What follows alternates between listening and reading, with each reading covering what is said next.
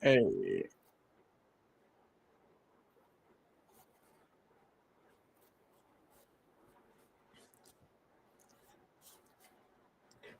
no, the greatest Ralph, the greatest Ralph, the greatest host is definitely Ralph. He's the greatest. Yes, the greatest. Yes. All right, get out of here.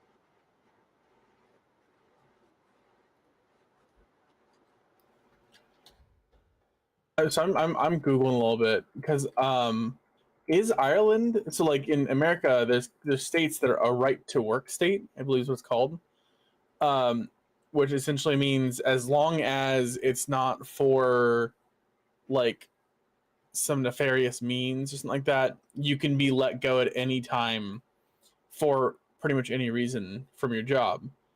Um, and I was just trying to find if like Ireland had like the similar had a similar laws to that.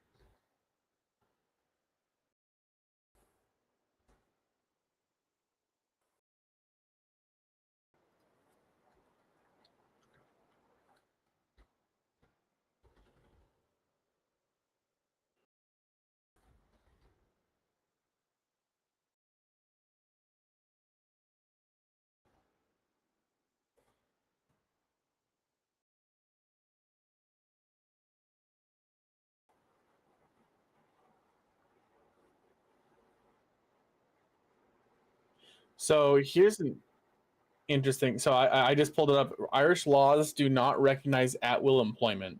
It's at will, not right to work. That's just two separate things. At will is what I was meaning.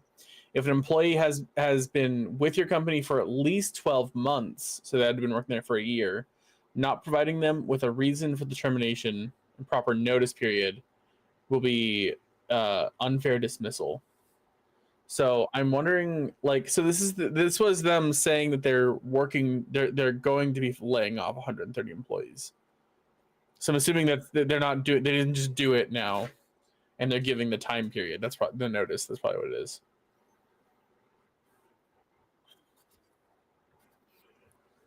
I'm surprised they have that many employees in Ireland.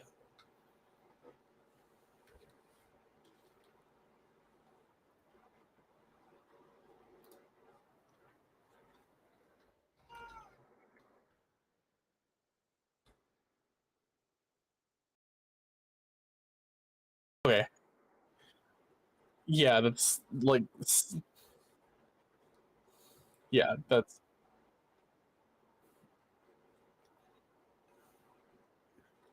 I mean to be like, I guess to be fair, in my mind, I think 200 employees for Ireland for Blizzard is high, especially if they're not a full dev team. But of course, we don't really know that. But if it's redundancies, then it's probably not a dev team. So that sounds like a lot of employers just for Ireland.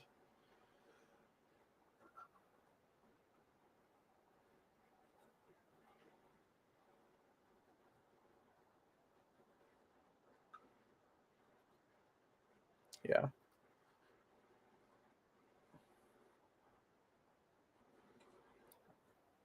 you can't hear Kula, Crow? Yeah, I turned up the stream. I can't hear you either.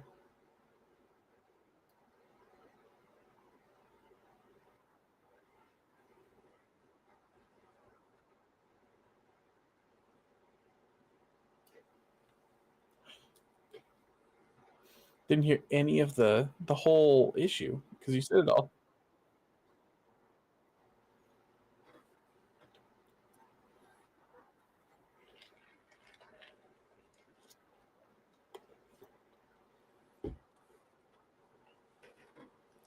Technical difficulties.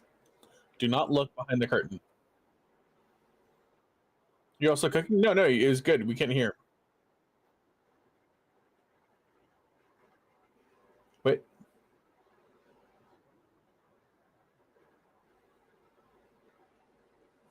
the problem is I'm working on a delay. No, I can't hear you. Like for a second.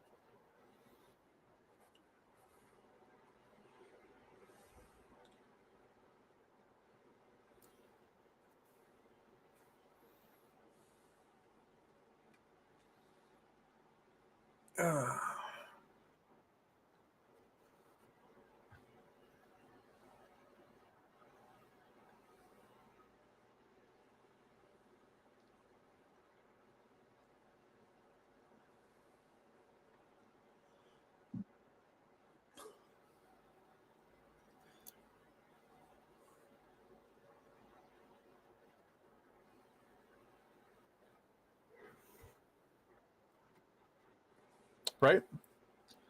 Scuff for the scuff I gods. think this is it. Hold on. There we go. Can we hear me now? I can see my light lighting up. Right.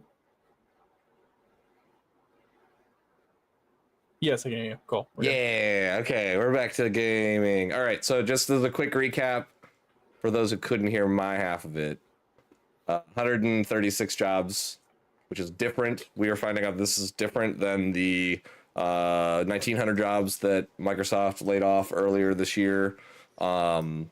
Irish government is looking into this and finding out what's going on. But as we spoke on last week, FCC had made comments that they were also looking into the layoffs period that had been claimed that they were not going to be doing. Because the jobs weren't supposed to be redundancies in like the company, like in comparison to Microsoft, aren't supposed to cause layoffs based on the agreement that they for their merger based on the FCC. But I guess they might be trying to be like, well, it wasn't in the United States that we did it. Maybe, I don't know. Yeah, I don't know. I know that they had to go through the European Union, but I don't know what the Ireland's position is in the EU, given that the UK left. Ireland hasn't been part of the UK, and Ireland is, I believe, part of the EU. They still are part of the EU. Okay, I don't know sure that. I'll be totally honest. I don't know enough about that area to make. UK is Scotland, Wales, England, and something else, I think.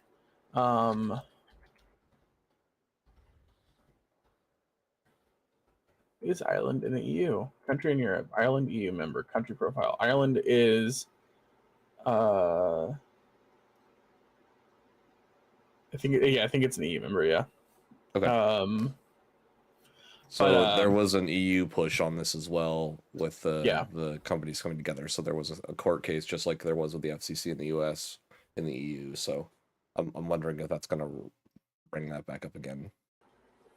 Yeah. Yeah, England, Scotland, Wales, and Northern Ireland. I always forget that Ireland is split into Northern Ireland and Southern Ireland. Yeah. I knew there was one more though. But yeah, that's because they were getting blocked. I believe they're getting blocked in the UK first. Was where their block was originally. Was it the UK or the EU? I think it was UK. It was originally was like their main block. They were. I know that they were getting blocked over. They were getting two blocks. They were getting a block from the US and from somebody else. So I did hear Microsoft is getting in other trouble as well right now. So they're getting hit on all fronts. It really feels like.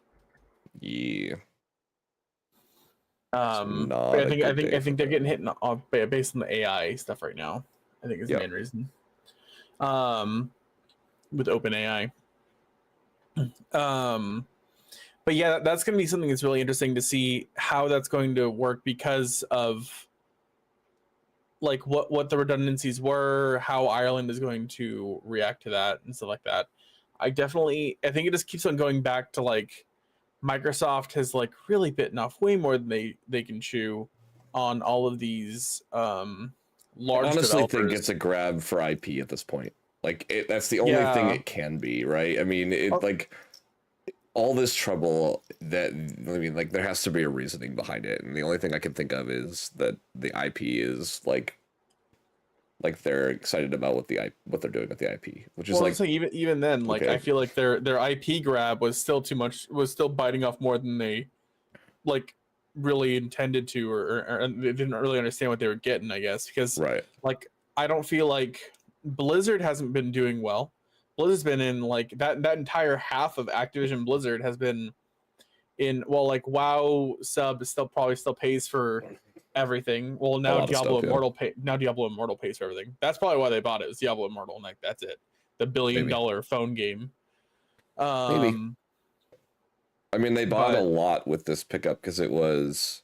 Well, Activision owns so much. Activision, Blizzard, and then King as well, which was like all the mobile games, the Candy Crush mobile games, which all probably net quite a bit of money. So we're gonna get another Guitar Hero right now because Microsoft owns Activision. Yeah, right. Could care less about Guitar Hero, honestly. I used to love doing Rock Band. Gotta do Rock Band was way better than Guitar Hero. I mean, 100%. they're the same thing. I mean, they were, but they added more instruments to Guitar Hero or to Rock Band. And then Guitar Hero was like, we have to do that too. Guitar Hero just got the Activision treatment of, we need to put out a new game every single year. Just keep on putting it out more and more and more. And we don't care about the quality. Just put out more. Yeah. How they just ran. Gonna reuse the same half songs that we used in the last game, but it'll be fine. Yeah. No. Yeah. Got to re. What's the newest Call of Duty? It's like Call of Duty Black Ops 2, like for the third time or something like that. Yeah, it's like Black Ops 2, 3 or whatever. I don't even know. I walked away from that game a long time ago. Never looked back. The last time I played the Call of Duty game was like 2010. Maybe we'll talk about it a little bit tonight as part of our deep discussion, because it is one of those deep discussion pieces. So, maybe to go along this little bit of companies shooting themselves in the foot a little bit.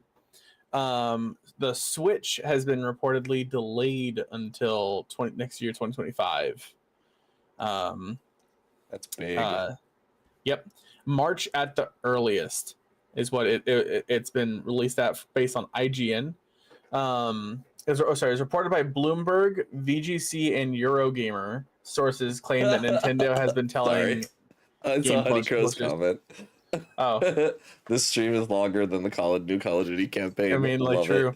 Truth. Now, them delaying the stream to, or it's not stream, the Switch to, like, I mean, yeah, delays are better than releasing buggy or broken or incomplete products. That being said, the Switch 2 is already just late. For a lot of people's minds, just in general. And it really feels like they're just reacting late to the market of, like, they put the Switch out and they were like, well, maybe, like, we have such a dominance in the handheld now because Sony tried, they got out. Xbox thought about doing it for like a week or two, and then they bailed in like 2012. And PlayStation has their new one that they just came out with. And that's not a handheld. It's a Stream Link. That's a PS5 accessory. Because you can't play it outside of your home. You can, as long as you're connected to Wi-Fi. You can. You has to be the same Wi-Fi. That's one of the main problems with it. No, it has to be a Wi-Fi. I'm pretty sure it doesn't work well outside of your Wi-Fi, but it's supposed to run exactly like the streaming app that they have on the Android and iOS, which can run outside of the home. I remember every single piece of media saying you couldn't. Handheld. Remote play can play compatible games even on PS5, including. Okay, that's all it says. I'm on the actual like main site. No TV needed.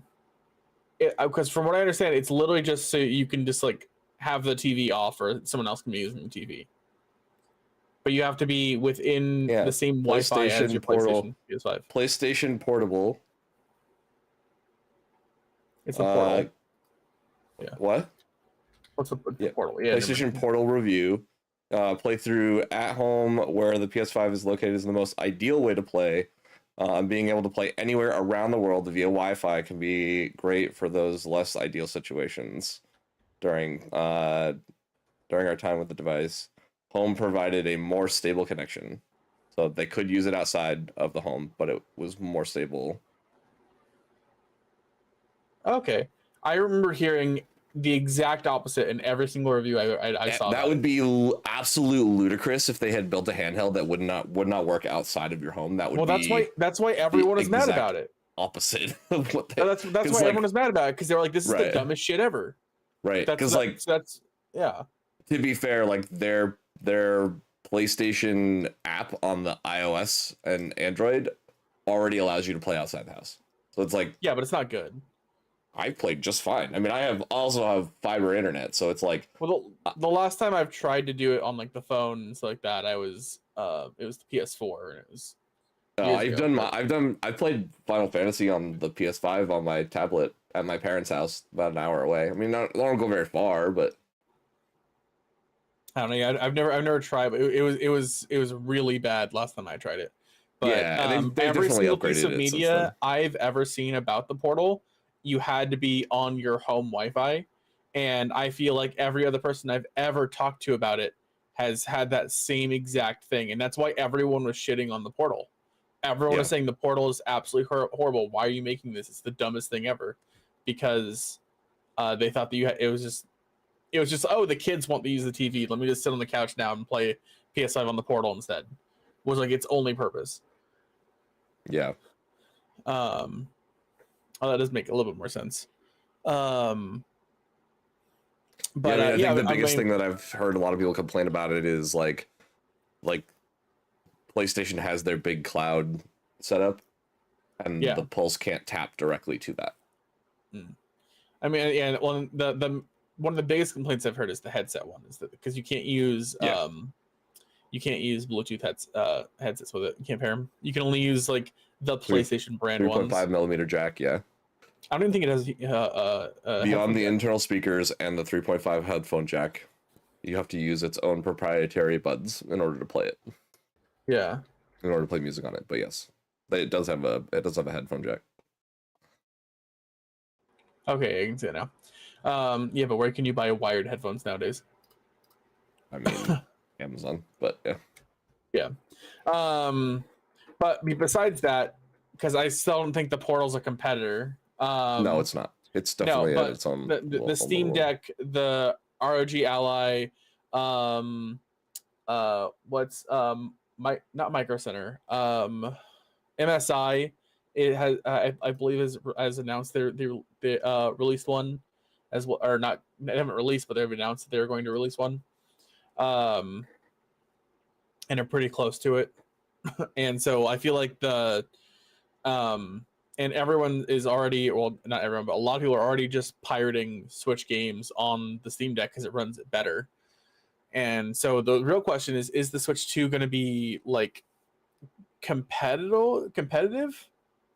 Yeah, I was talking about the Steam Deck. Yeah, Yeah, the Steam Steam Deck, Deck. the RG Ally, Yeah. MSI is coming out with one. There's all And these. Steam Deck's coming out with their second iteration soon. They're Yep. about to launch that. I'm wondering if they got wind of what the second iteration of the Stream Deck is going to be, and they got worried that they're not going to be able to compete. Maybe. Like, I mean, what the Steam Deck 2 the release of Steam Deck 2 is mostly it's a better screen, and it's a slightly larger screen because all they did is reduce the bevels on the side. Like, so it's the same size, but they reduced some of the plastic, so you got a little bit more screen, and then they increased the longevity of the battery life by making the entire thing run more efficiently. yeah, I mean, I agree, Crow. Honestly, I think the one thing that I don't know, like the thing with Nintendo, it's always been such a weird situation, right? I mean, they used to have their business in like a lot of really sketchy places, and then like really kind of dug in on the PlayStation, on the Nintendo stuff. But like they're also known for like dropping big companies, like, you know, like Sony was supposed to be a subset. Mm-hmm. Hey, it's the other Crow. It's the other Crow. There's two of them. How you doing? Um, An attempted murder.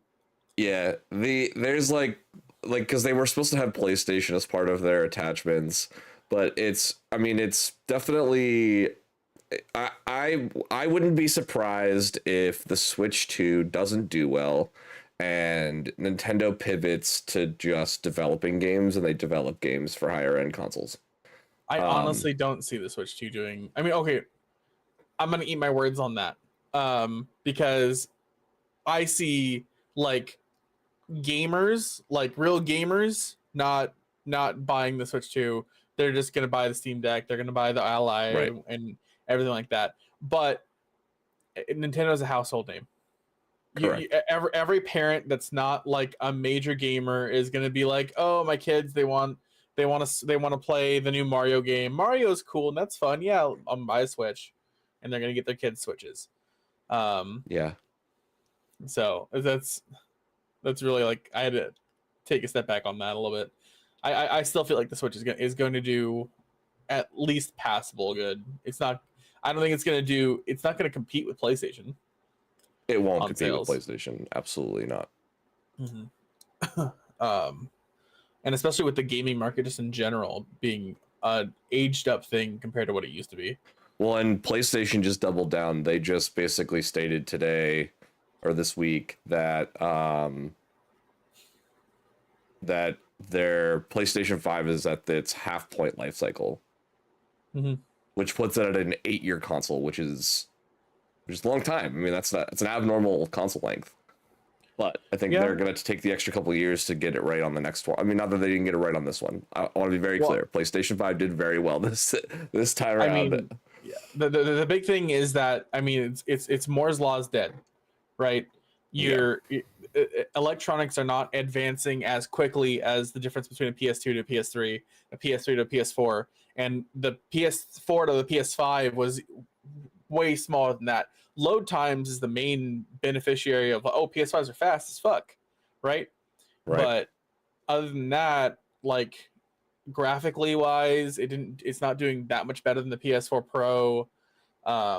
Memory wise, the same.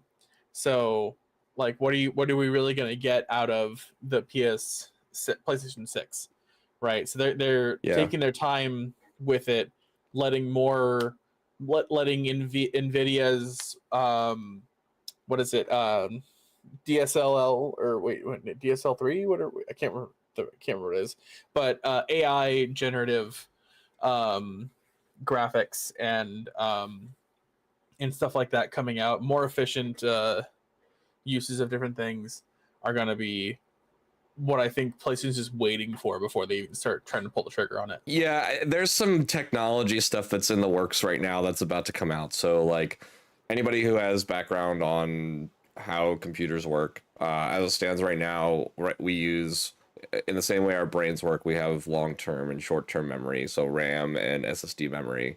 There's development right now that's in the works that's going to be, I think they're going to be previewing it at CES next year.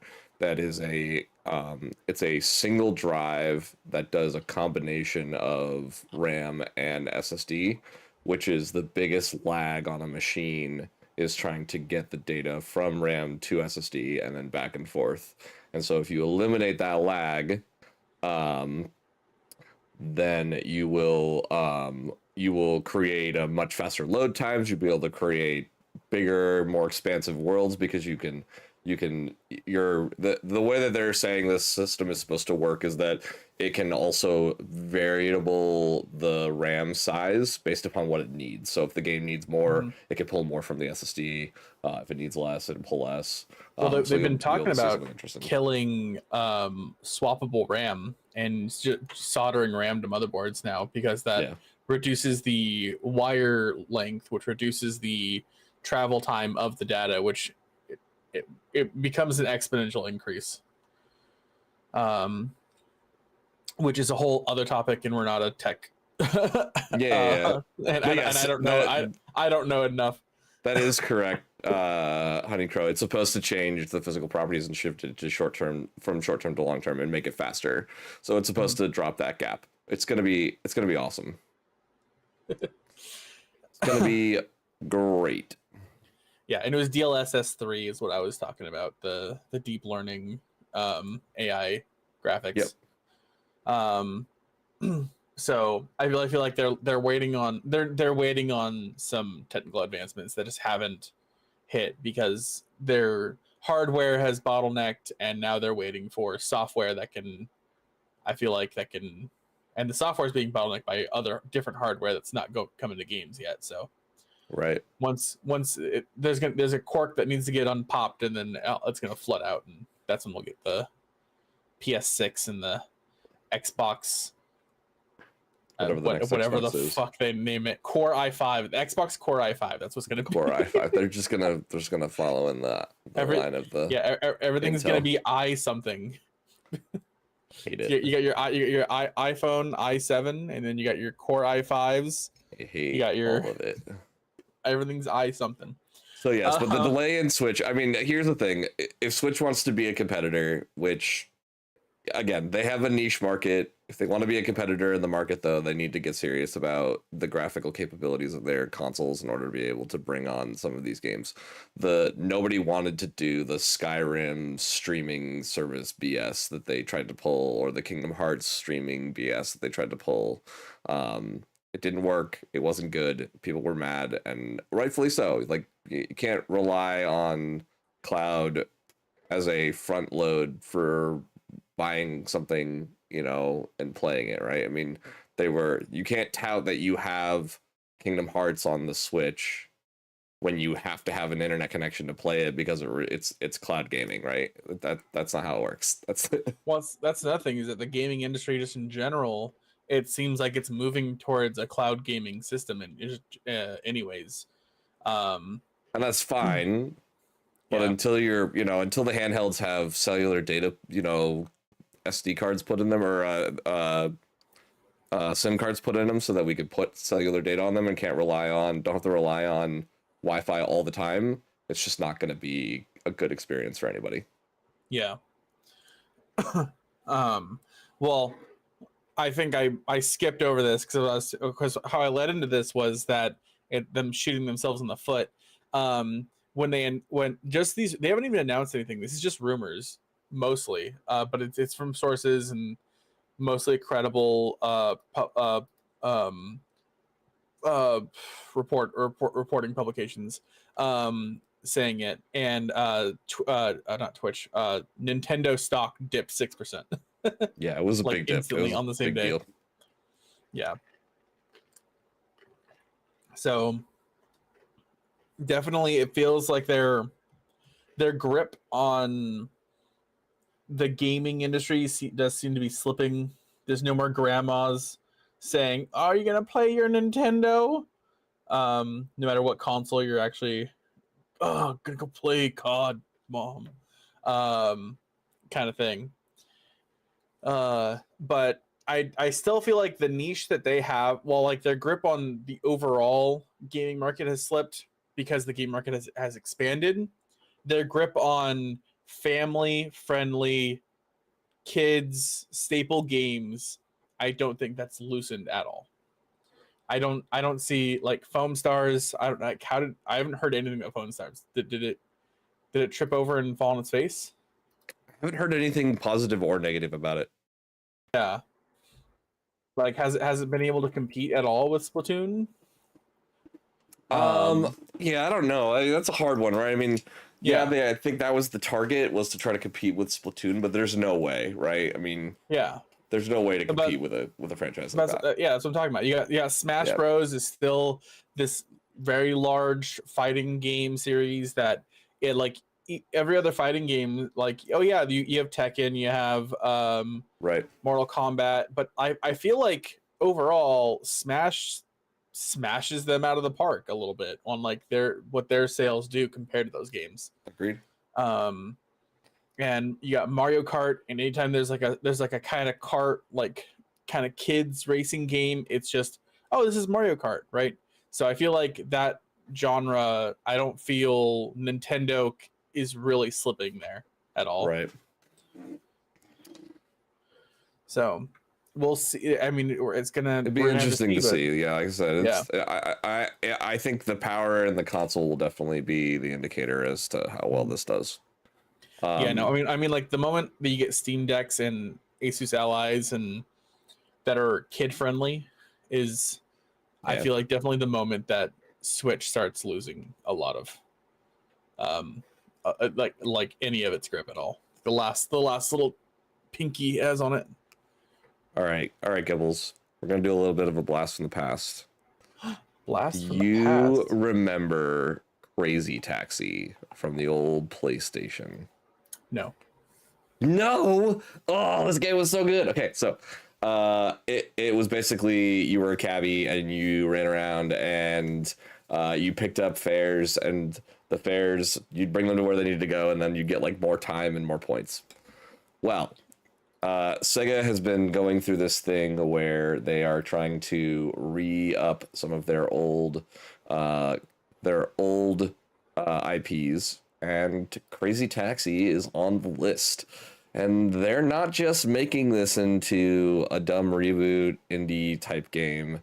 They're claiming this game's going to be a AAA game. Now, when I say that with a lot of like, I think it's going to be, I mean, a lot of the comments that I'm reading are, you know, they think it's going to be live service. There's going to be season passes. It's very similar to like, yeah, like Subway Surfers or something like that. You like you're driving in your taxi around the city and you pick up, yeah, it's a great game. If you've never gotten a chance to look at it, take a look at it. It's pretty fun. From way back in the day. It's an old, super old game, PlayStation 1 game. But they're revamping it. That people are expecting live service elements, season passes, paint jobs, pay to wins, like tickets to give you higher payouts for customers. It'd be interesting to see if they do something nice with this series. I doubt it. I mean, it's a great old series, but they're doing in December. They announced that they were doing a bunch of their old games they're redoing. So Crazy Taxi was on the list. Streets of Rage was on the list. Golden Axe. Shinobi, Jet Set Radio, all of these were marked as being ones that they were in development to try to bring a new flavor to, but this is the one that Crazy Taxi is the one they're saying like, hey, don't expect this to just be a dumb indie game. This is gonna be a AAA. I'm trying to remember. There's this one game I had on the PS1 that this is kind of reminding me of, but like not really. It was this, I can't remember the name of it. It was this motorcycle racing game, but you were like a biker gang and there was combat in it because you could like you could have a Road Rage or Road was Rash? It Road Rage? Road Rash. I think it was Road Rash. Yeah. Yeah, you weren't a biker gang. It was just biker racing, and then you could like chain the other contestants and like kick them off their bikes. Yeah, I remember that. That was fun. Yeah, biking was the best way I could describe it. Yeah, because it was like Harley Davidson style motorcycles. It wasn't like souped up motorcycles. But I mean, like you could use the IP and turn that into something completely different. Yeah. Right. And then I mean, if you wanted to technically, they could turn it into, they could go a completely different route and not be a driving game and make it, they could make it a tycoon-esque game, like a city planner, but you're running a taxi company. That would be interesting. They could make it a full story game, like where you're playing a taxi driver and just has a story involved with it, and there's like races that you have to do, and there's like day job, turn it almost into like a GTA, but like the story missions you have to go do like your normal, like maybe one of them is like, oh, you got to race this person, or like maybe there's some trouble over here you got to take care of, and then like during the day you have to do taxi fares and it'll be interesting. I'm interested to see what this is going to be, but there's a lot of directions they could take it. Definitely an old series that it's nice to see them going back to their roots and getting some of this old stuff back out there.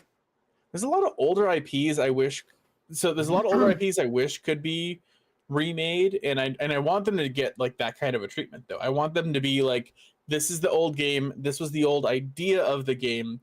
We're gonna take that idea of the game of like, hey, you were playing this kind of character, it was this, and then just throw literally everything else out, and then rethink it, reimagine it, and throw it out onto the world. Right. Spyro is one of those I kind of want to see. Jak and Daxter, I would love to see. That would be good. A lot of these like really old PS1 like titles. I would love to see that kind of thing. I mean, they released brand new Crash Bandicoot. That's a great kind of example of it. Although I didn't play that one, so I'm not exactly sure how it was. The new Crash Bandicoot was really good. It was they did a nice homage to like the old stuff. Yeah, And they like brought some new stuff in there, which was really good. It's definitely worth a playthrough. Like if you get a free time, if you get a free moment and you have it, I would say definitely play it. yeah. I actually don't think I have it right now. It's definitely, I know it's definitely a callback to that janky old game where you're gonna be stuck on this level for the next like 20 minutes, 30 minutes, yeah. Well, I mean, I was gonna say 3 weeks. Yeah, that's true. I mean, you could do that too. I remember in Jak 2, I was hard stuck. I could not beat the game because this dumbass puzzle, or not puzzle, but like level where you're sitting on, it's like halfway, it's actually most of the way through the game. It's like just past the halfway mark where you're sitting on this like train track with like a turret gun and you have to shoot down these like airships. And I just could not do it as a kid. I could not do it. I tried so much. I went back and replayed those games when I was like 17 or something like that. And that whole level, I was like, I was stuck on this? Yeah. What? Yeah, and there's games like that hit me like, so like oh man, one of my TikTok feeds that's been coming through a lot lately is like name a video game sound that haunts you to this day. And it like flat, like obviously there's the very obvious one, right? The Donald Duck like fire when you're like dying and you want him to just cast cure, like just cure heal me, me, dude. Just Donald. bring me back to life. So it's just like the sound is just like the and you're like, I hate that noise. But the other one that got me was all that mana so he can heal me directly after I heal myself. That's right. Waste all that time. The one that got me was did you ever play Ocarina of Time? Like Legends of Ocarina of Time? The Ganon boss music?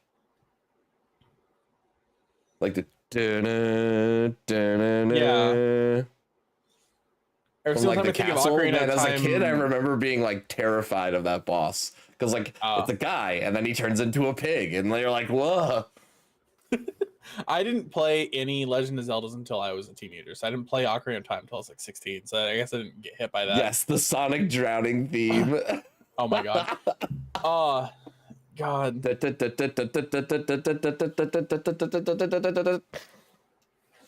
Oh, I hate it. There's a lot of those from our past. But yeah, no, I remember being like 8 or 9 or something and playing that game, and it was like that boss just like freaked me out. I don't know if I ever had a game where I was like actually like this boss like freaks me out kind of thing. I'm trying to think about it. I don't think so. A lot of friends who were playing like Silent Hill back in that time period too. Like Seymour, a couple of the Seymour transformation bosses. A couple of those really freaked me out. Yeah.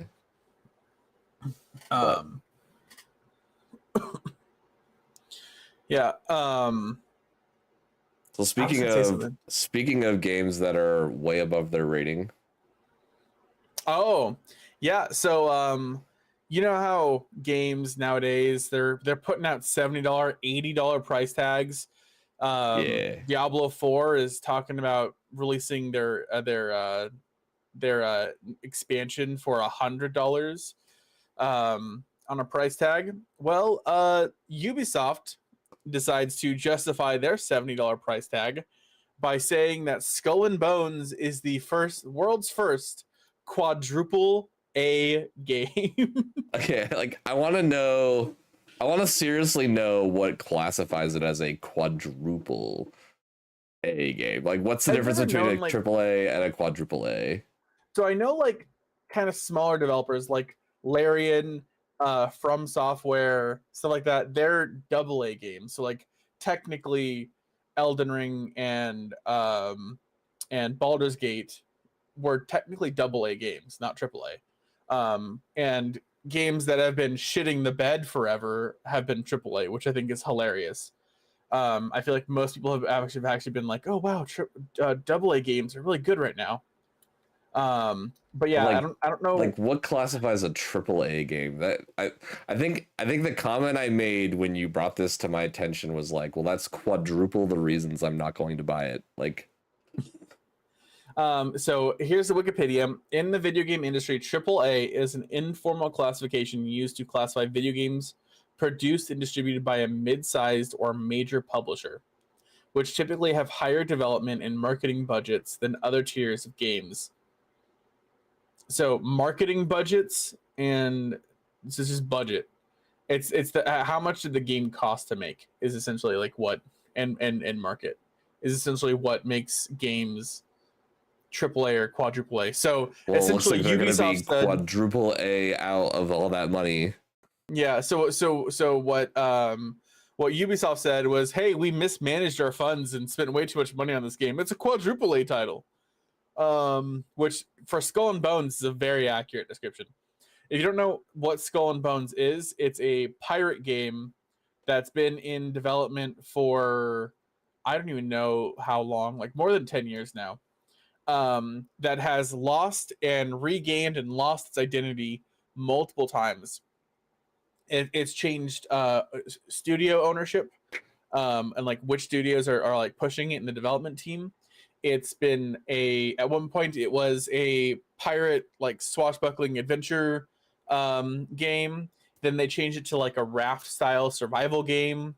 Then they changed it into like just a ship battling where you're just controlling the ship, like battle type of game. Then what was the newer Sea of Thieves came out, and they're like, well, maybe we should do that, and then changed to that, and then changed it back to like the survival one, and then now it finally it releases in the version it's in now, Which is crap. So which yes, honestly, it does go back to its roots because it is swashbuckling $70 from your wallet.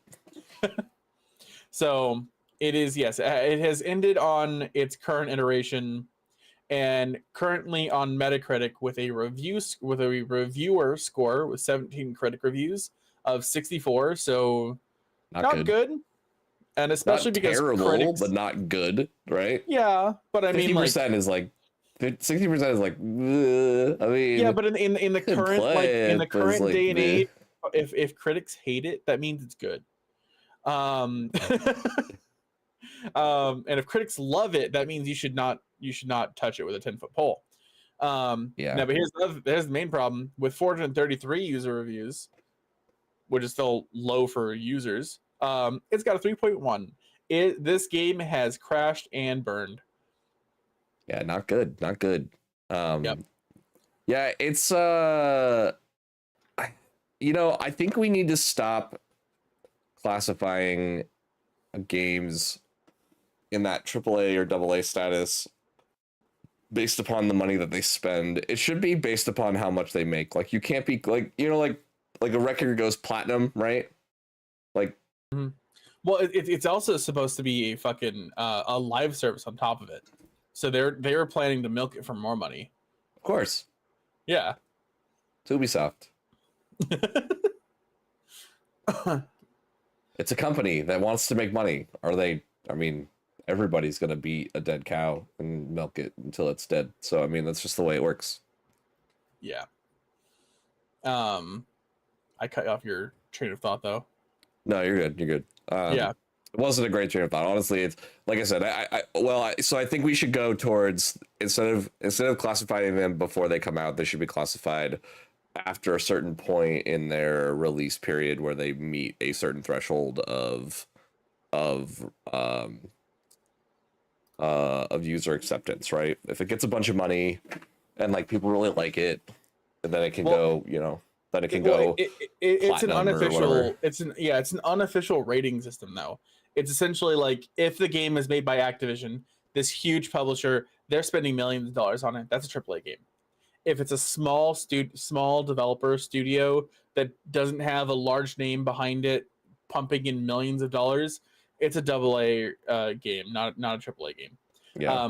Actually, I'm looking at here. The first AAA game, one of the first games to be produced at a blockbuster or AAA scale, was Final Fantasy VII, which cost an estimated $40 to $45 million. and it is still making money to this day because the number of times they've released that one game, I swear to God, I have like 6 versions of it. But yeah, I mean, like it's not an official. It's definitely a CEO who's kind of out of touch and is just trying to use the lingo. It feels like here's the direct quote. Get it. Like, ooh.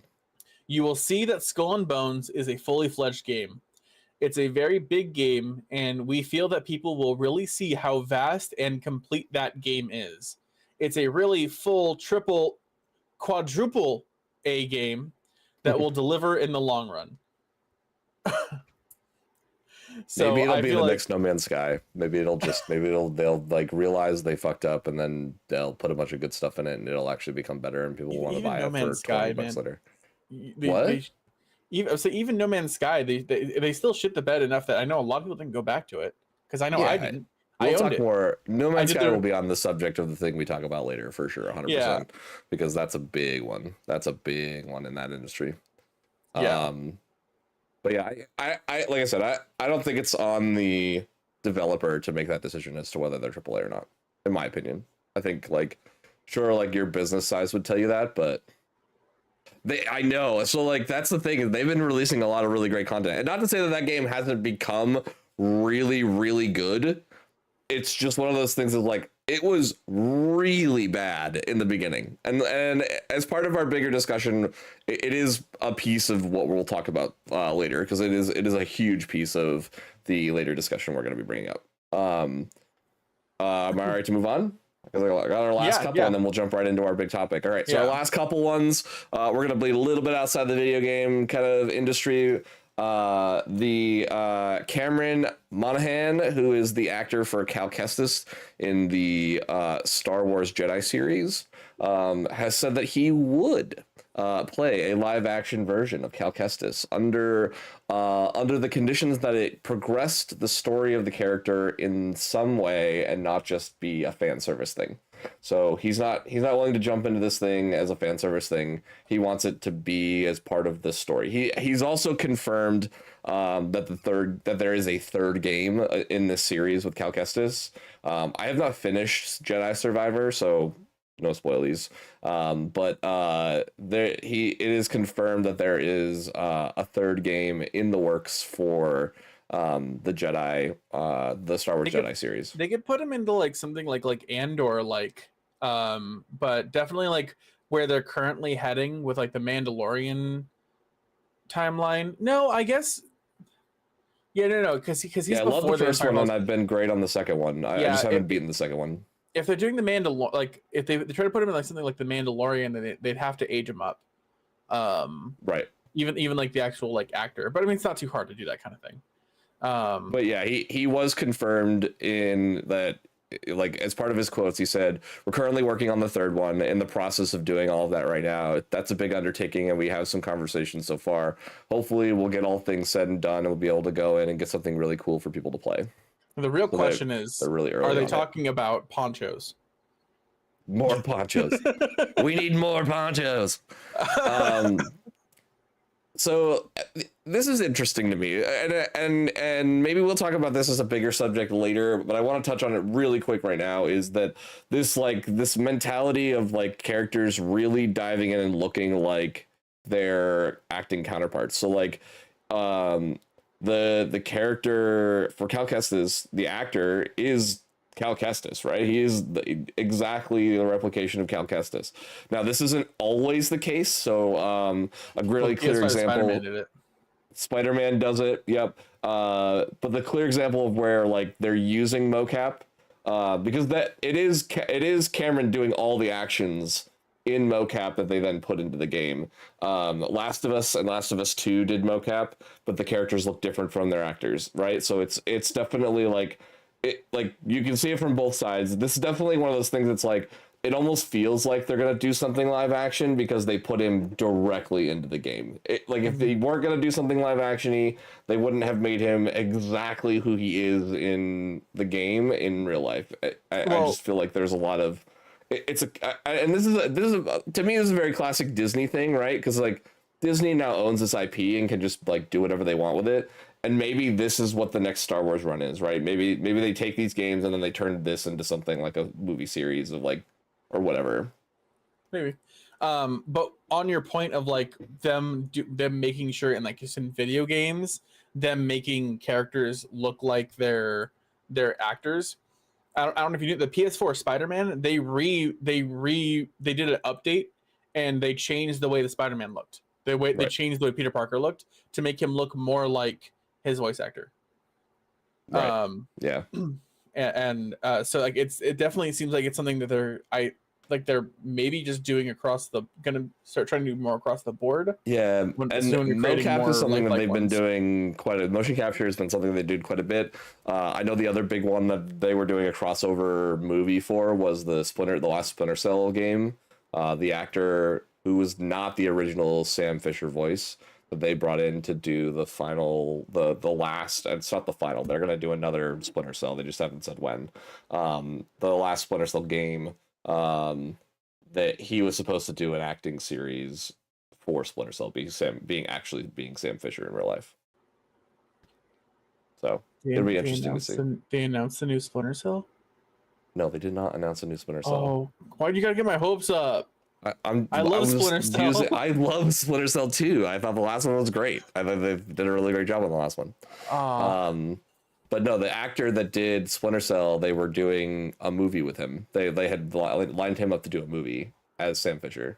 Well, the real question is this, because Splinter Cell was made by Ubisoft, so is it going to be a quadruple A game? Maybe it might be. And then a little bit more dive back to the Helldivers that we talked about last week. I know there's a few people in the chat right now that are in the middle of playing that. Helldivers 2 devs have temporarily capped concurrent players at around 450,000 to help with server stability. This is interesting. I mean, I get it, right? Like I think this goes back to the conversation we had last week of like, I don't think that they were expecting this game to do nearly as well as it has, right? It's doing so well. I've been hearing rants and raves about it. I know Snuggles was playing it earlier today and has been playing it for quite a bit the last week or so. I have expectations of getting this game. It is cross-play, so PlayStation players can play with PC players, which is great. But yeah, they're working to try to solve getting more players into this game. And then the other thing I was reading was that they were having issues with players who are not logging out of the game because of the concurrent number lockout, so that they could continue to play the game, which keeps people from playing. So yeah, Honey Girl just said they couldn't get into the game all weekend. And I know Snuggle said it took him like almost 30 minutes over the weekend to try to get into a lobby. It was ridiculous. They said it was really, really bad. I got two things to say about this. One is that this isn't the only game that's been released by a smaller developer that got completely blindsided by how popular they're doing and are having massive server struggles. Right. I mean, we just had Power World release, and I actually don't know of another one, if there's any other ones like this, but I feel like it's definitely where I think we're really moving into an age where it feels like there's some smaller developers coming in to kick out the old geezers, because all the old geezers keep on putting up stinkers, right? We got Skull and Bones is bad. We got Starfield was bad. Overwatch is dying. Like all the old geezers keep putting out stuff that Nintendo's dying, right? We're talking about that. And it really feels like there's these new games, these smaller developers that are pushing out great games. My second thing is, I get it. I get capping it, but it feels kind of scummy just personally.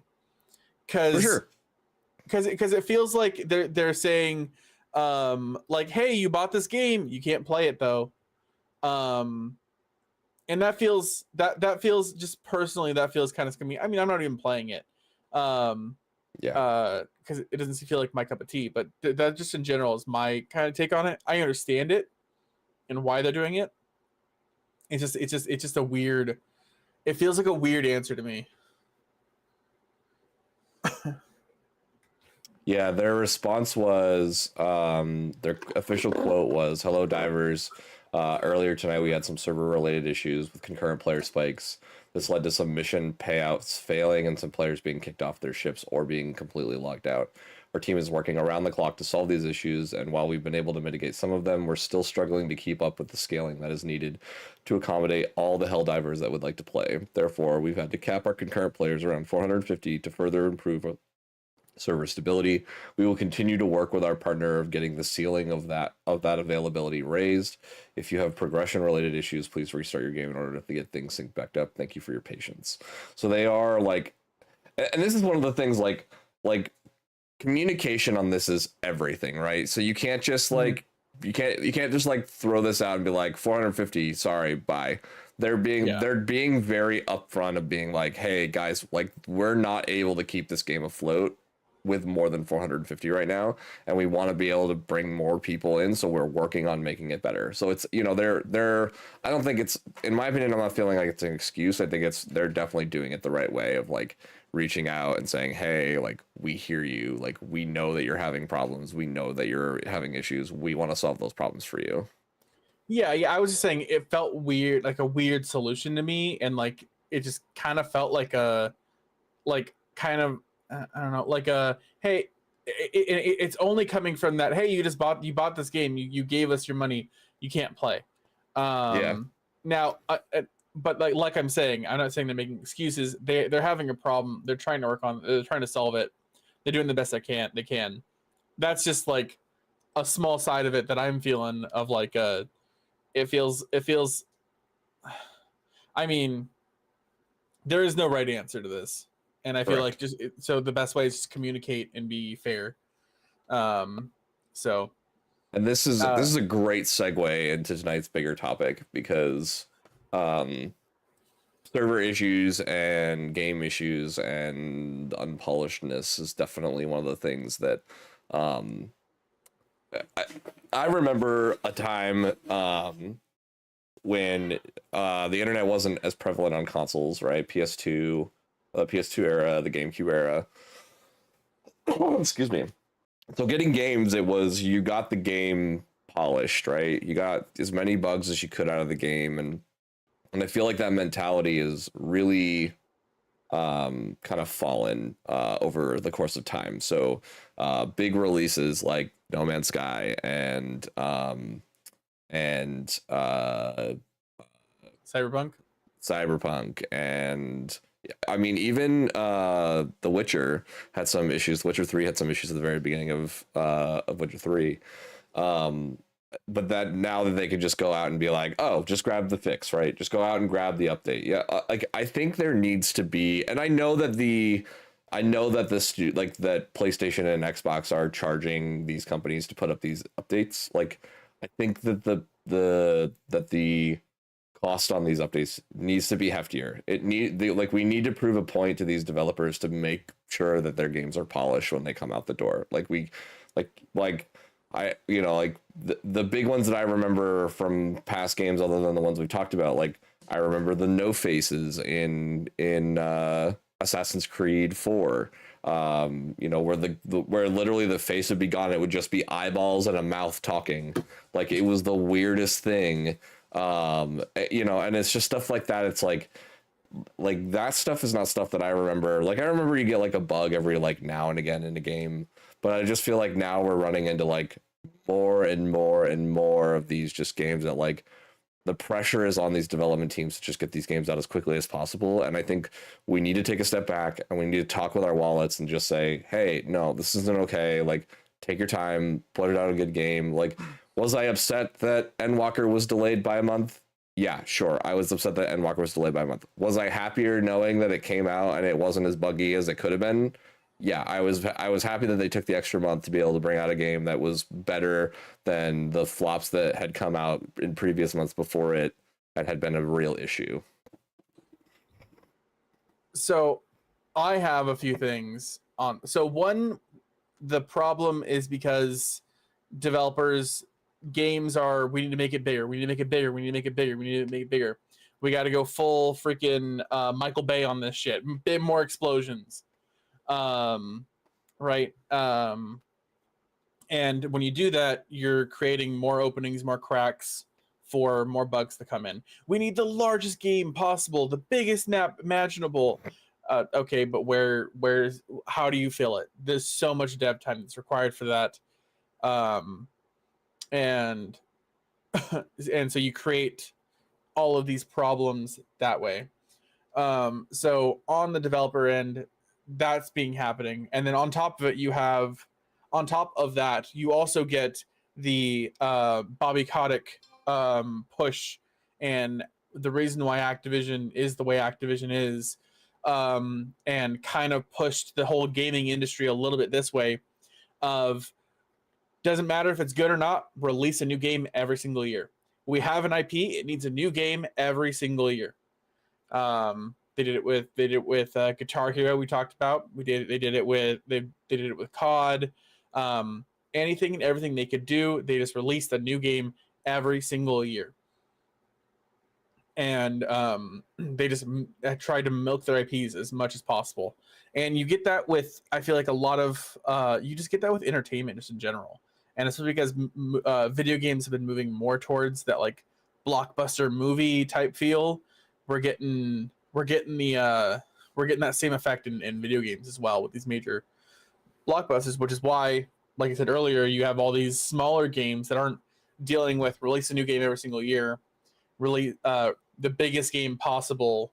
They're releasing clean, polished games that had their small vision of what they actually really wanted. So here's the thing I was talking about before. I'll switch to this real quick. If it'll actually load, maybe. Of course it won't. Capture card. Hold on. We'll fix the capture card. Let's do that for right now. And then we'll flip back to, come on.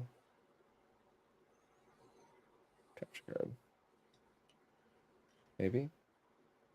There we go. This was Assassin's Creed 4. Literally eyeballs and a mouth and hair. That's what you got. And then the infamous Cyberpunk, where things were just all over the place. But yeah, so it's I mean, there's games that don't listen to their communities of what they want, what they don't want, and then games become a big flop. Big case in this one is 14, right? 1.0, big flop. They ended up shutting down that server and making a much better game with 2.0. But we still have to remember that 1.0 was a massive flop. The worst MMO ever made into one of the best ones.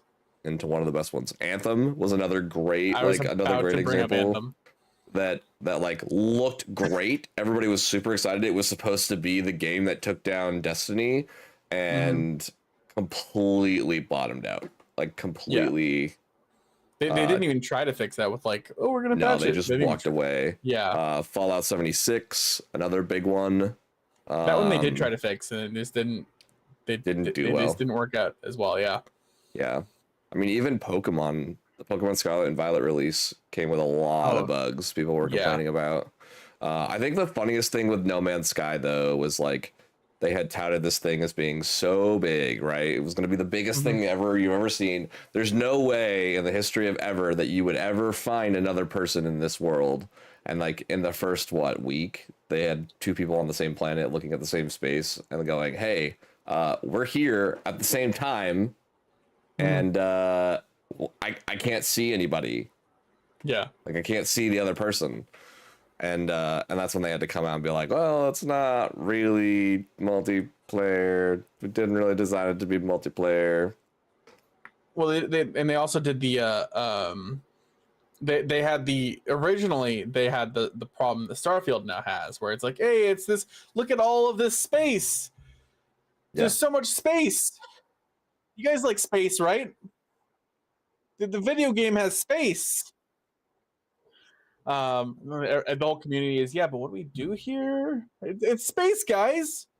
Um, I definitely felt like No Man's Sky was trying to create something and just didn't have the time almost to like really put what they wanted out. Right. But yeah, you just get that in general. But to talk more on what you said earlier, and you said vote with our wallets, right? Like that's the real problem just in general. I feel like with gaming right now, just period. There's so many problems that are coming in that are happening that have been happening, right? You got the gas games as a service, um, over oversaturation of microtransactions.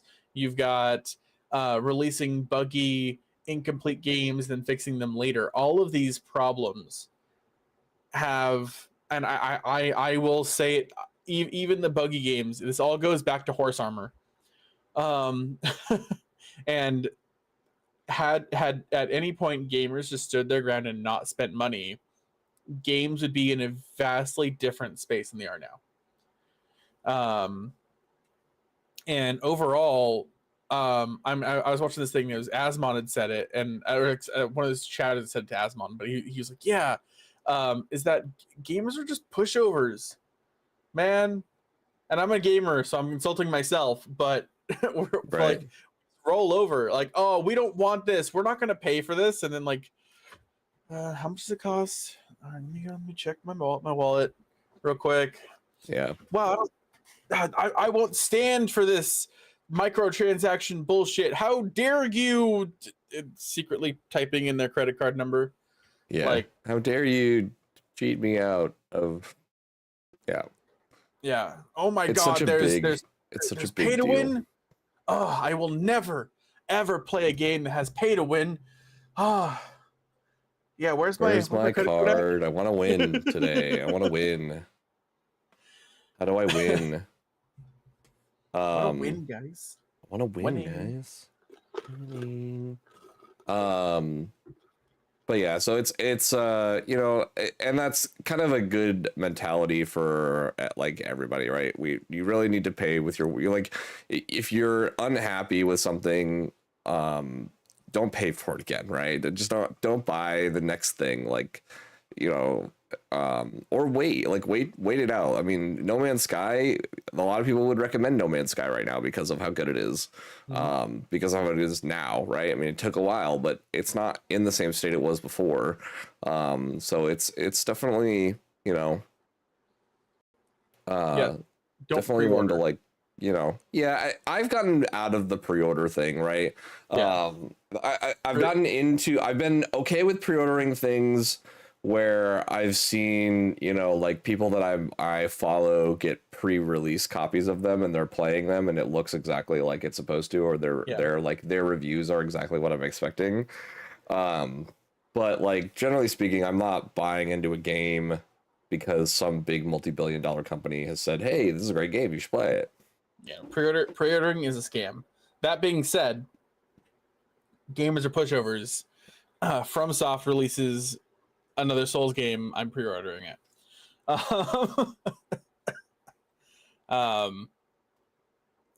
But yeah, it's but FromSoft is like one of those companies that's like, other than like legitimately think about like, and that plays a role in things too, right? I mean, game history and an ability for a development team to polish a game out and know that game's going to be polished will tell you a lot, right? So it's like other than Dark Souls 2, tell me what games from FromSoft have been bad. Armored Core 5. The one that just came out? Wait, isn't 6 just come out? No, I think it's Armored Core 4, because there's 4 and there's 4 answers, and 4 answers is essentially Scholar the first sin. And 4 sucked, while 4 answers is really good. Right, but for the most part, you're 6 pretty is the one that just came confident. out. Sorry, 5 sucks. 6, Okay. 6 is the one that just came out. Rise of Cloud, that's right. Yeah. You got me second guessing myself. Sorry. Um, But like it's one of those development teams that you're like, when you see the games that they're coming out with and they look good on the screen, you're like, yeah, I'm gonna buy that. now I want to piggyback off that. So if you like games, look at the actual names on like the development team. Look at who's actually running that game and who's actually creating that game, and like the leads in those Right. positions, because you know why Dark Souls 2 sucked? Because Miyazaki wasn't the lead on it. You know why Scholar the First Sin, people praise how it made Dark Souls 2 better with the DLC releases? Because Miyazaki came back and fixed it. Miyazaki led the DLCs, yep. So, there's tons of games like this. Your developers that you just don't like the games they've released anymore, right? Oh, like, wow, Hearthstone's gone to shit. Wow, what's this Marvel Snap over here that's doing great? You know who made Marvel Snap? One of the lead developers from Hearthstone. That none of the original crew is still in there. Yeah. So like follow the people, and if something big comes out and it's really good, look at the names on there. And when the next, that same developer, that same publisher, that same name, not person name but like company name, puts out the sequel to it and the sequel's crap, look at the names. Those names will probably have been cycled out. Right.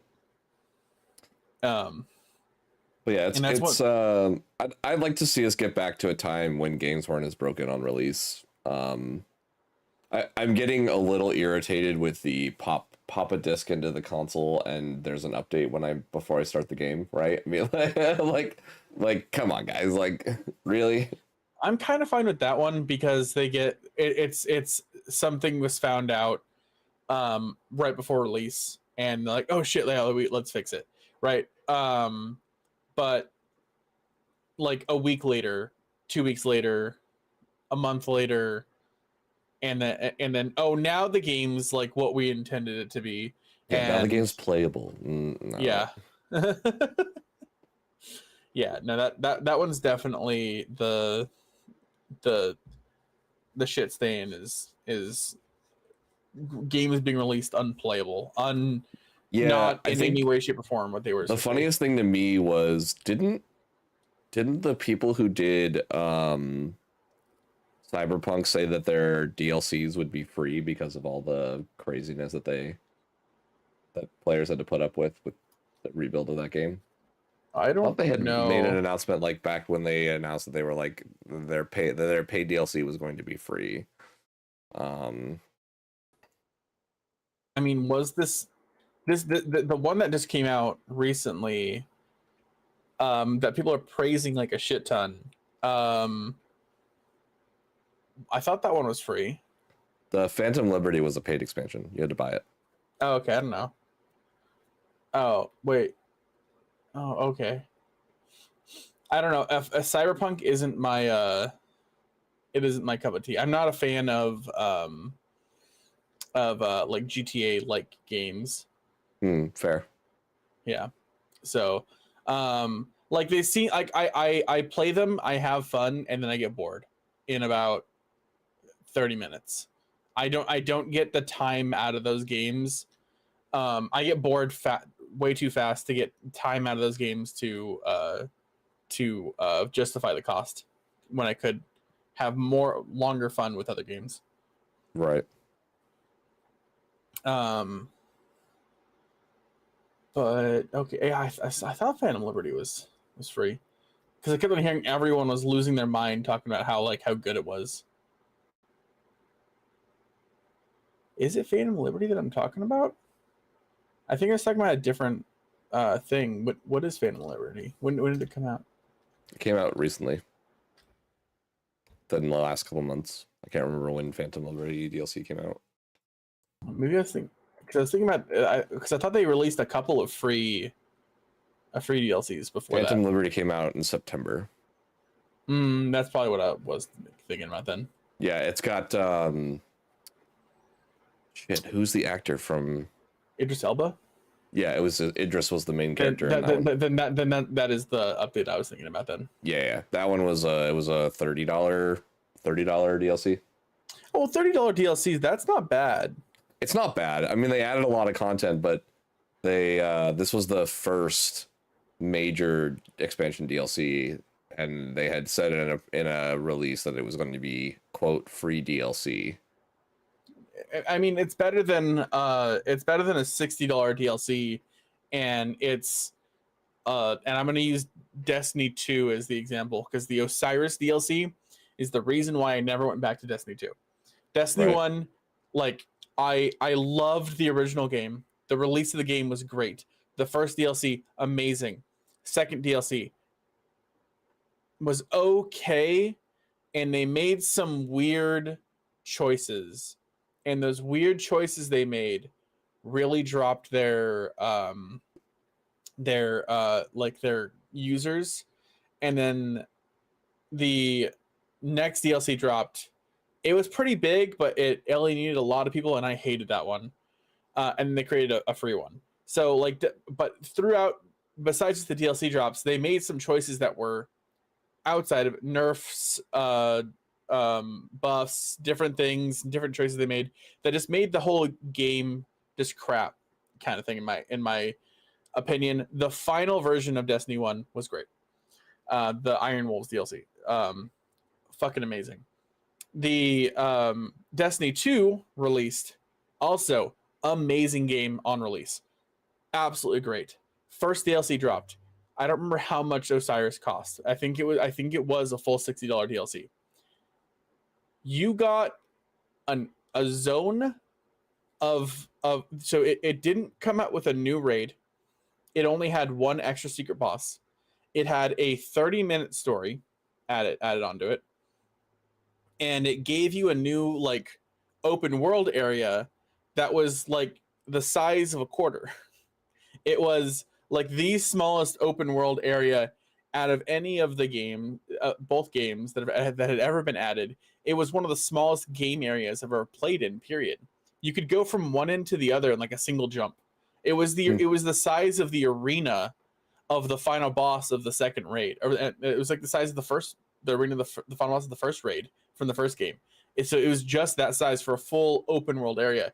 So Osiris was absolute garbage, and I feel like Bungie just Bungie just kept going downhill with that shit. So I feel like that's almost a reverse of what we're talking about, of releasing a really great game and then it just goes downhill because you keep on tacking on very subpar and rushed DLC. Right. Yup, for sure. That's definitely, yeah, we wanna get away from that. Just the games feeling like they're rushed. I think we'll see more quality games if we just hold out, right? I mean, we just gotta be smart. I mean, it's not ideal to hold out, right? But it's one of those things. It's like if you can hold out and you can get like tell the developers this is what you want, then yeah, absolutely, 100%. I think we're already seeing it. The main thing is just the game industry is really saturated right now. So there's more games coming out than there ever has been because there's more developers than there ever has been. We're getting these larger games from more people, and it's just that these like staple home names have been just putting out stinkers, and it's just been making the whole industry seem like it's been putting out. I'm wondering if the fact that we're getting a bunch of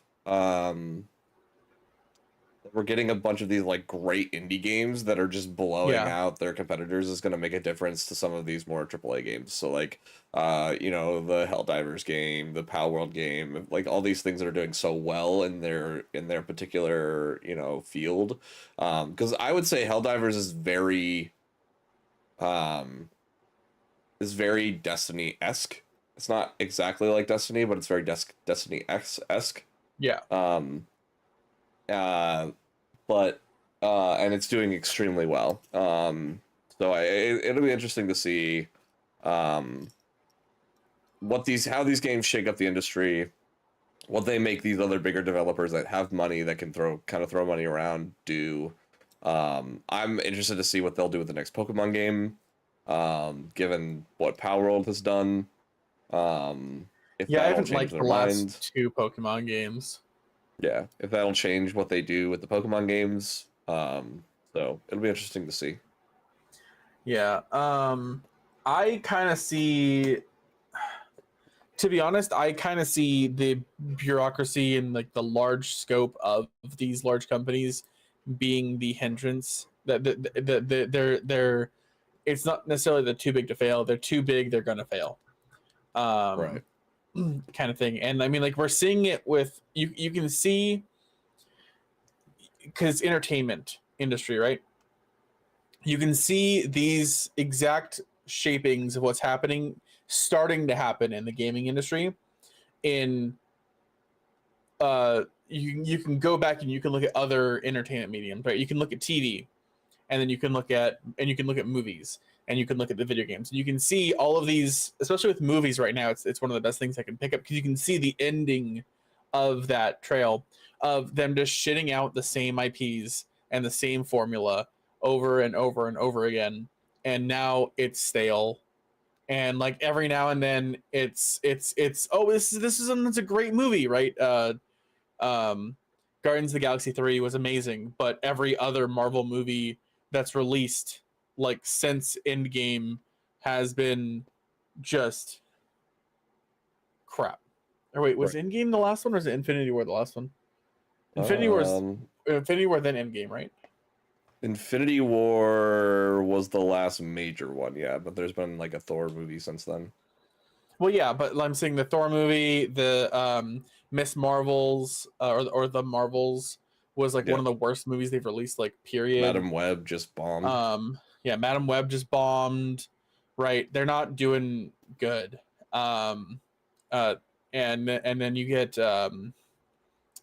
what is it? Because they're just sticking with the same formula, and you get like the Star Wars. It's just you get so weirdly heavy when you're these large companies that shit just gets lost, and a vision is not put into what people actually want, what the community wants, what people want kind of gets lost.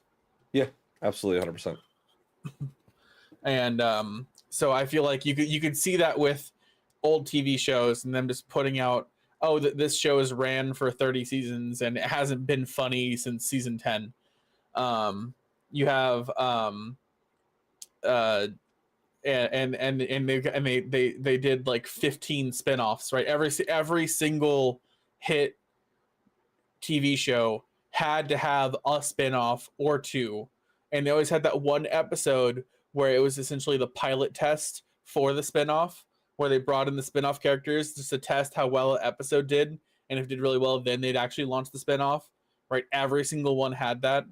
You know what the first series as a child that I remember growing up with that needed to die a long time ago before they got like too many episodes? What? The Land Before Time. The movies? Yeah, the movies, man. I mean, like yeah, four in, and they had too many. They're like after 4, you're like, this needs to stop. And they got to 12, and it was like, what? Yeah, movies have always had that problem, right? Yeah, and then and TV shows have had it, and now you're starting to see it in the video game era, where it's just like, you guys have, these are just put them to bed. Just make new things, put that whole entire formula is tired. We don't want westerns anymore. Everyone in the entire world has, you guys put out in the 70s, you guys put out 500 westerns. We don't want them anymore. I mean, I wouldn't say that, because the Django Unchained was fucking amazing, and Wild Wild West was fucking amazing. I don't remember what movie it was that Will Smith turned down for Wild Wild West, but it was massive.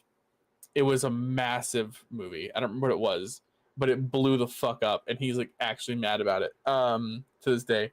But what I'm talking about, so like that's what I'm talking about is like in the 70s. I'm doing a progression, like, so like 70s. It was Neo for the Matrix. That's right, yeah. But yeah, so you had like Clint Eastwood in his time put out every single Western movie possible. It's just nothing but Westerns. Everyone gets tired of Westerns, right? And then they start putting out buddy cop movies, and there's a million buddy cop movies. Now, I love My Lethal Weapons, okay? I love them so much. They're great. But there's like one too many of them, right? There's like one too many of them. Like they just put out all of that shit, and then it moves on to the next one, and then it moves on to the next one. And right now we're on the tail end of, you guys have put out way too many superhero movies. We need a new thing. Now in video games, we can take that exact same thing, right? We had platformers. You guys made way too many platformers. We're done with platformers. We don't want them anymore.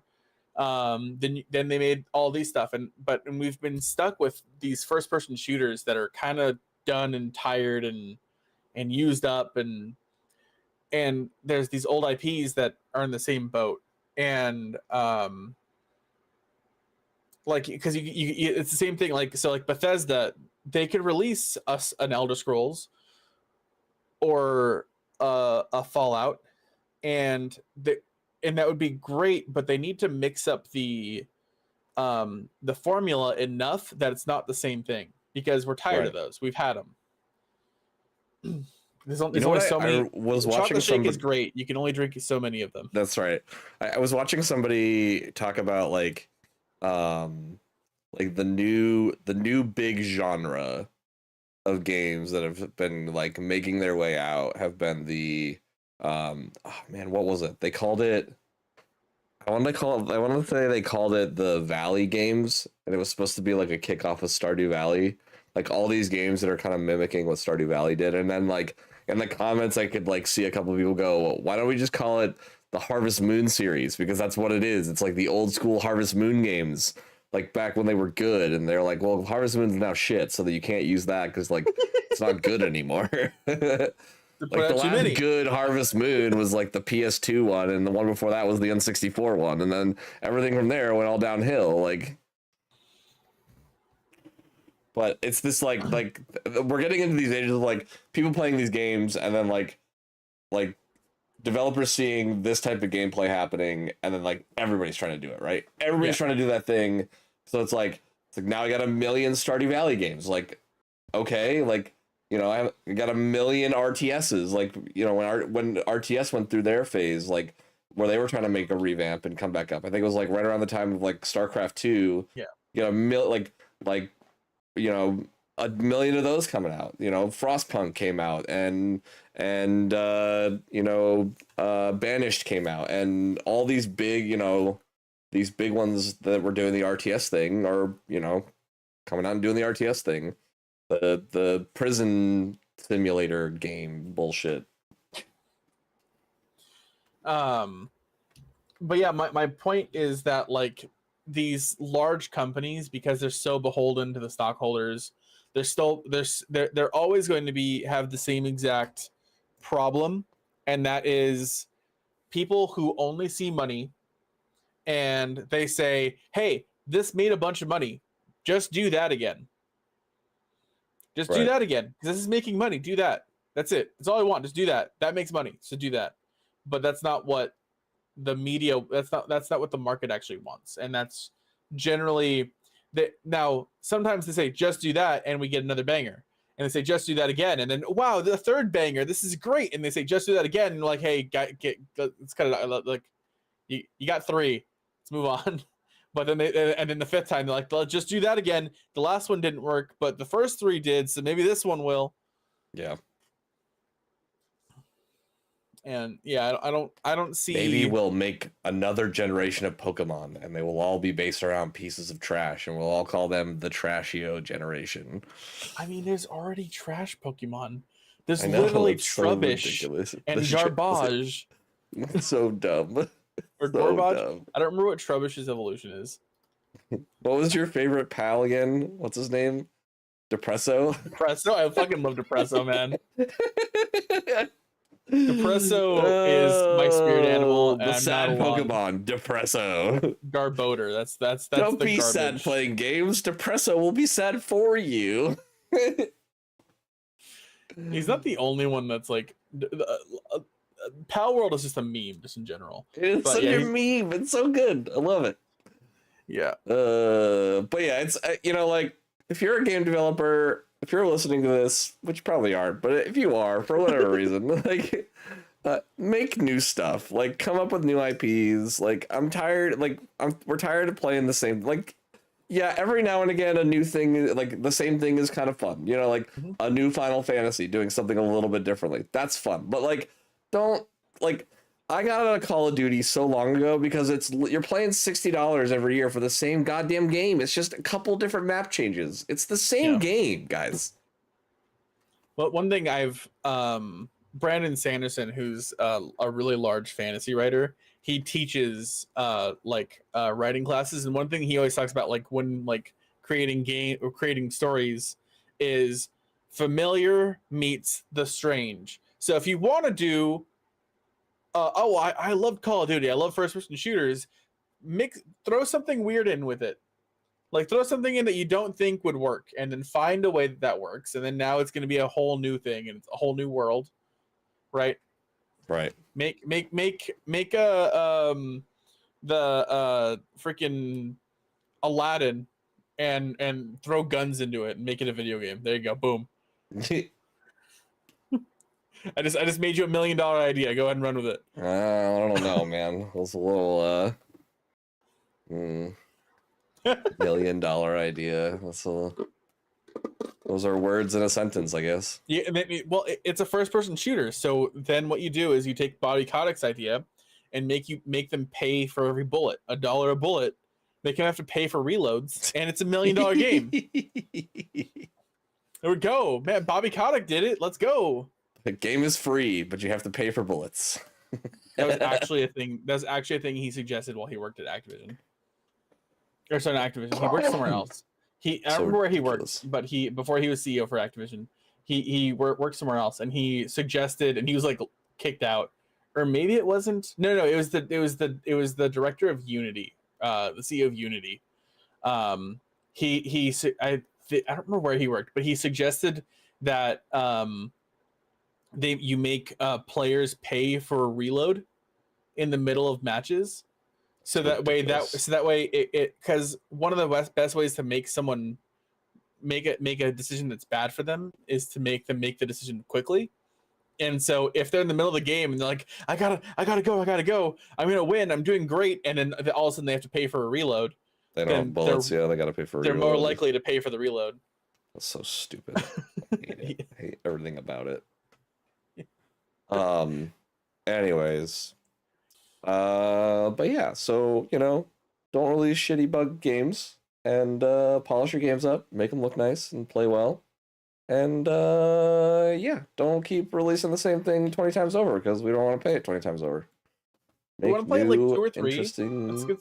cool like IPs. A third time might be good. It's good. Like rotate it, right? I mean, like you can make like 1 or 2 and then do something else, and then you can like go back to it as like hey, remember this? And we'll be like, yeah, I remember that. I'm gonna go back to it. Like I love platformer. I like Hollow Knight, right? Before Hollow Knight, I hadn't played a platformer since 2005. So there you go. Hashtag Silksong is never coming. Silksong is never coming out. Correct. Silksong is a lie. Doesn't exist. A lie. It's a dream. It's a Silksong. I don't know. What? I don't know. It was dumb. Don't mind me. Well, I think we kind of ran this topic out. Yeah. Barb, what'd you do last week? I cleared P12 in Final Fantasy. Woo! I screamed. I peaked my mic a little bit. It cut out on stream, I think. It did. It cut right out. I was listening to it. I was like, oh man, he's getting loud. I was like, oh no, it cut out. Never mind. Yeah. Yeah. So now I'm just kind of in relaxed limbo where I'm not pushing for stuff that hard. I'm here to help. I'm here to help clear. Did you end up getting your mount? I did not get my mount. No. You still gotta get that axolotl. I do, but I'm taking my time with it. I got the clear. I'm good. I'm here to help other people get clears and go through that. But in the because I'm taking a break from Final Fantasy for like other than helping with clears, I'm gonna be playing some, getting into some Persona again. Got to do Armored Core 6. I never finished it. Got to finish Baldur's Gate. Never finished that. So there's a lot to play, and I'm Lots to play. Taking some time, and I will at some point be hopping back into Final Fantasy and starting to party finder. One, I gotta get that mount, and then two, I gotta if I don't get it, while helping other people, and I mean, two, I gotta static when we get that clear. Yeah, and then I gotta what's it called? Gotta start party findering Ukab. Ukab. Yeah, that's gonna be a little while though.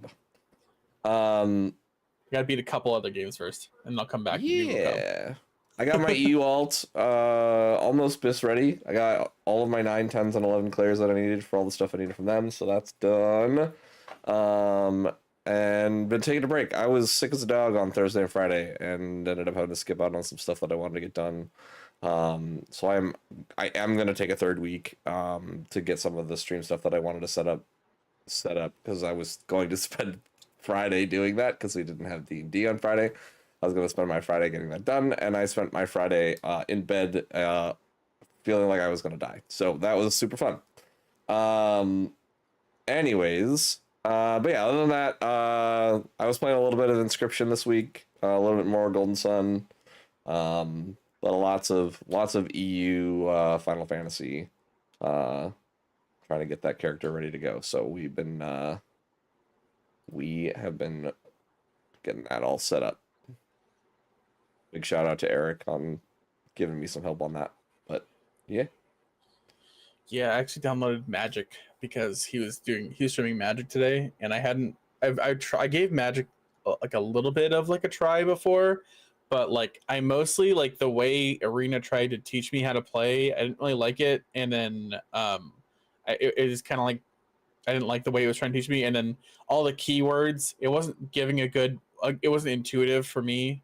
And so I just kind of like fell off of it, but I've played Hearthstone and I like it. But he's playing a bunch of Magic, so I was like, and he like does it competitively, so I was like, you know what, I'll give it another try, and I'll try and play with some Magic with Eric. So we might have a couple streams coming up where it's me and Eric playing Magic. That would be fun. That would be cool. Yeah. And yeah, so that's I think you'll find me also on Saturday. I will be back in Watermelon Warlords D&D stream. Now that things aren't busy and whatnot in my personal life, I will be back to doing that on Saturday afternoons. So I will probably be announcing that in my announcements. But yeah, I would say expect me to be back to normal stream schedule next Tuesday, not this coming Tuesday, not tomorrow, but a week from tomorrow. So apart from podcast, I'll be back on next Tuesday to be kind of kicking back into things. So I mean, you'll be on technically on my stream tomorrow for raid, right? Yeah. I'll be on audio wise, but yeah, not doing stream, but and on Thursday as well. So I'm still around. I'm just kind of getting stuff resituated myself and my stream and whatnot, and trying to figure out how I want to pursue and move forward. So, but yeah, so I think it's gonna wrap up tonight's episode. Thank you guys for sticking around for the hour and a half ish, a little over hour and a half, almost 2 hours that we have taken to do this episode today, and we'll be back again next week with another fun action-packed episode. Or you'll catch us on our individual streams. Other than that, guys, have a great and wonderful night, and we'll see you on the next one. Bye. Bye.